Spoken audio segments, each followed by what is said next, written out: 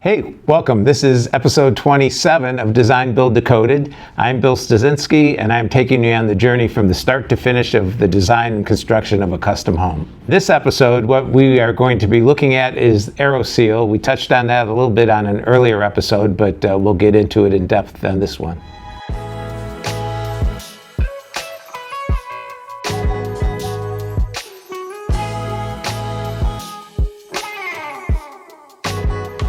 Today they're going to be working on the AERO barrier, which is a sealant that'll get blown in, and I'll have Mark here explain that in a minute. They're setting up to do the procedure, so we'll get with him and talk about what's going to happen.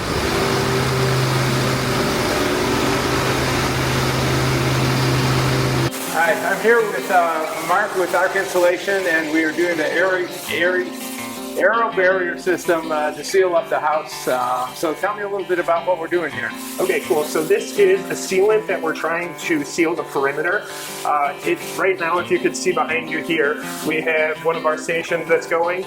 We're blowing a sealant that's about 80% water, acrylic based. And essentially what we're doing is we're taping off windows, we're blocking off any penetrations, and what we're trying to do is get all these little nooks and crannies that you can't necessarily get by hand. So the longer these run, the tighter the house is going to get, and that's where we're going to kind of be monitoring live, where these stations need to be positioned. So let's go check another one over here on this side of the house. Trying to get the pressure up to about 50 pascals. Okay. Once it gets up to 50 pascals, it's going to spit us out the ACH, the CFM, and it's going to tell us, kind of where we need to get to. Okay. And on the same test at the end, once we're done with everything, and it's going to quantify where we're at. Okay. So this is telling me right now we're starting at a 1.9 ACH. We're going to get this under a 1. We're going to get it. We're going to see how it's moving, but for sure under a 1. So you can see we got our blower door set up right here. What we're doing here is from the outside of the house, we're pressurizing the envelope. So what that's going to do is it's going to push our sealant around to the crevices that right now are open.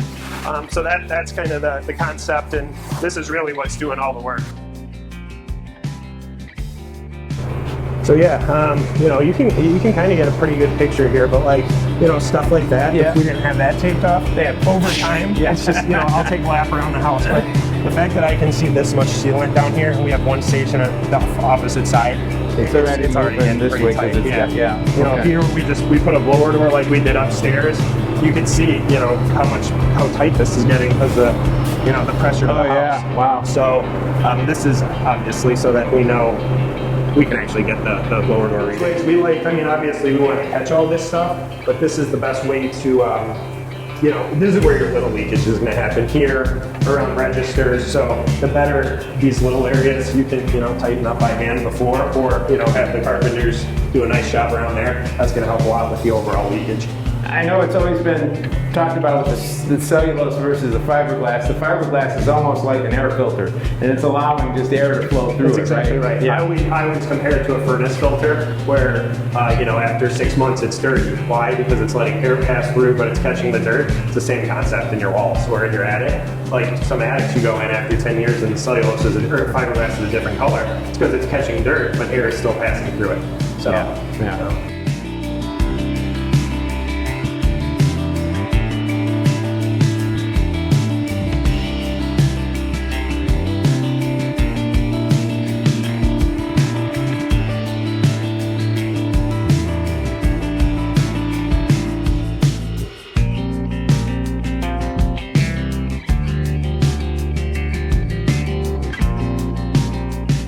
You can see how foggy this room has gotten. So what that tells us is we're nice and tight in this room. So I'm gonna move this right behind you. And we're just gonna leave this shooting into these two rooms for a few minutes.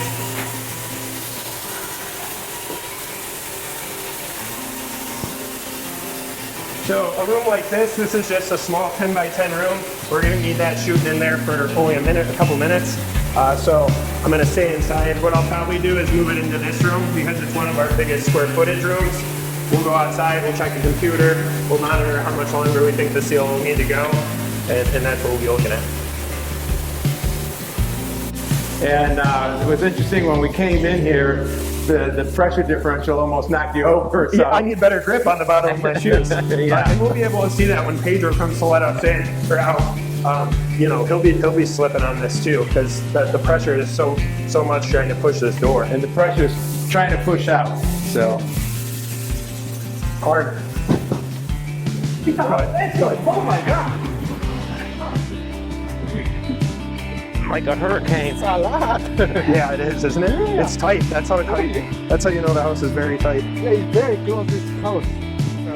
So right now what we're looking at here is, right now we have about 615 CFM and 0.9 ACH. So what we're going to look at here, we started at about 1,250 CFM. The chart's going to show you right now we're at about 620 CFM. So about cut it in half or so. So basically, this is our, anywhere where you can see these little blips, that's when we open a door to go in there and take a look at things. But otherwise, you can see just a nice gradual downfalling chart. Yeah. So we might give it, once we get to right around 600 CFM, we'll shut it down. We'll let the sealant just, float around in the house for 5 or 10 minutes to seal a little more, and then we'll be good. All right.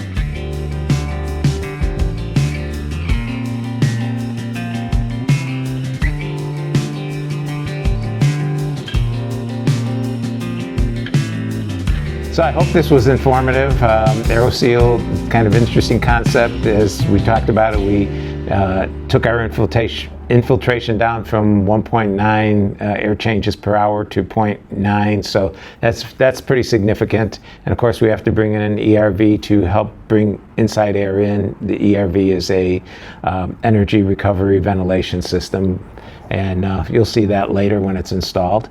But anyhow, if you like what you're seeing in these episodes, please subscribe so you don't miss the next one.